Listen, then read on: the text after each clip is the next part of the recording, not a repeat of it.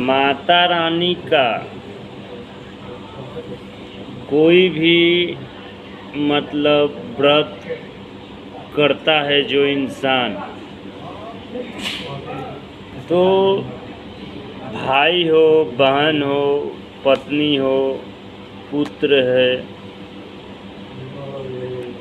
चाहे कोई कुंवारा व्यक्ति करे या चाहे कोई लड़की करे या घर का कोई भी सदस्य करता है, तो मेरा हाथ जोड़ के उनसे विनती है जो उसमें मदद कर दिया करिए जो आपसे बने।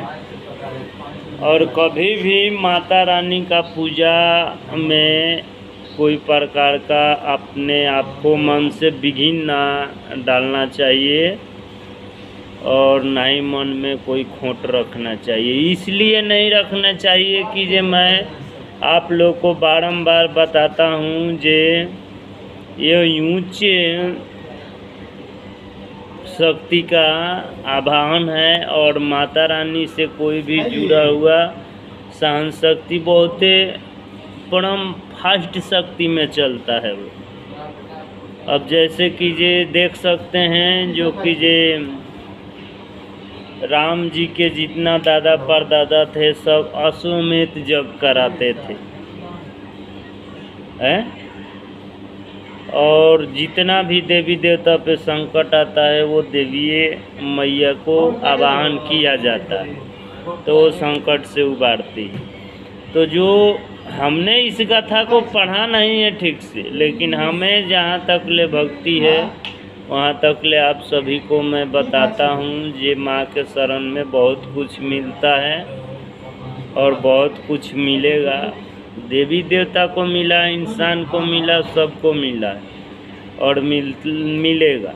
अपने बारे में बस इच्छुक होना चाहिए जो उनसे हमें कुछ जानना है, कुछ मतलब सीखना है। वो चाहे जिस प्रकार का आपका समस्या हो, बुद्धि लेना हो, सिद्धि प्राप्त करना हो, तो सिद्धि के लिए तो भाई मैं बिल्कुल ही पीछे रहता हूँ। जो सीधी माँ से मत लो, क्योंकि ये सिद्धि लेने के लिए अनेकों वचन करना पड़ता है और उस वचन से आगोश में आदमी भूल जाता है, तो वो वचन के कारण वो शक्ति उल्टा हो जाता है और उस दिन से परेशानी होने लगता है उस व्यक्ति को, लेकिन पहचान होता नहीं है और वो भूल जाता है। मरना तो सबको है, अब मर जाने के बाद उसका कोई सिद्धि लेता नहीं है, कोई समझता नहीं है। वो कुल खानदान में बहुत ही